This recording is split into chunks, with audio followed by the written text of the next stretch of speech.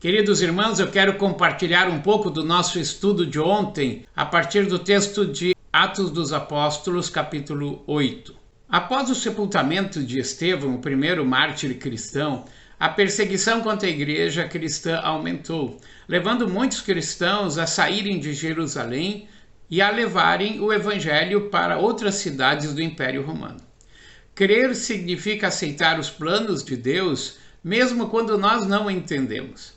A vida cristã em Jerusalém era tão gostosa, com comunhão, oração, fraternidade, ajuda mútua, e de repente tudo acaba. A perseguição foi a maneira que Deus usou para desinstalar os cristãos e colocá-los a caminho. Surge Filipe, mais um dos diáconos que levava o evangelho através do seu testemunho, em palavras e também em milagres. Nos versículos 9 a 25 encontramos Simão, um praticante de magia, que através do testemunho de Filipe alcança a fé cristã e é batizado. Pedro e João estão na Samaria e quando oram pelos samaritanos, o Espírito Santo desce sobre eles. Ao ver isso, Simão oferece dinheiro para receber o poder do Espírito Santo e dessa forma ter uma mágica a mais no seu repertório. Pedro exorta Simão dizendo que isso não está à venda, é um presente que Deus dá aos que o seguem, e pediu que ele se arrependesse. Simão reconhece o seu erro. A adesão de Simão à fé nos mostra como os milagres podem levar às vezes a uma fé confusa. Ele foi convencido pelo poder sobrenatural exercido por Filipe.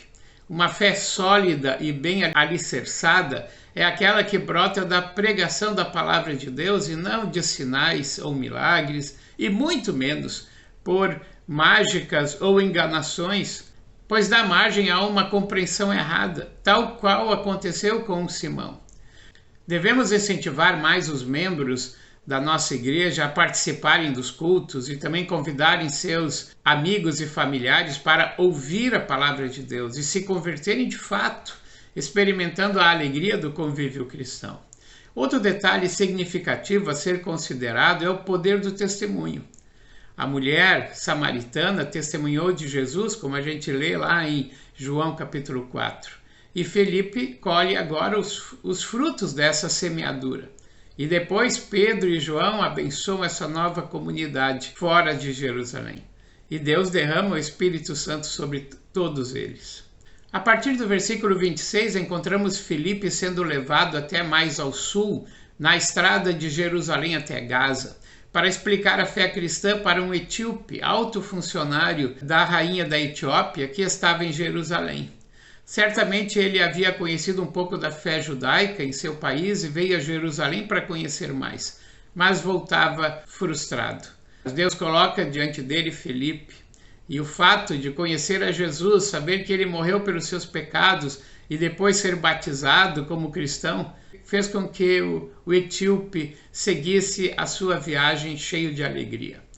Como Filipe, devemos estar dispostos também, movidos pelo Espírito Santo, a falarmos da nossa fé, dizendo o que significou Jesus ter entrado em nossa vida, como nos transformou e encheu de alegria e felicidade, como temos aprendido da palavra de Deus, conhecido uma nova maneira de viver.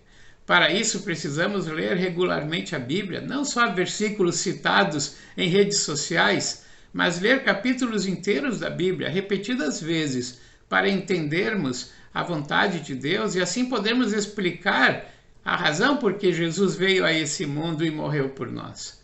Certamente há muitas pessoas em Joinville que estão procurando o amor de Deus, como aquele etíope, e nós devemos levá-los a Jesus. O estudo foi muito bom. Este foi um pequeno resumo. O grupo não aumentou. Quem sabe semana que vem com a tua participação, quando vamos estudar o capítulo 9. Fiquem com Deus.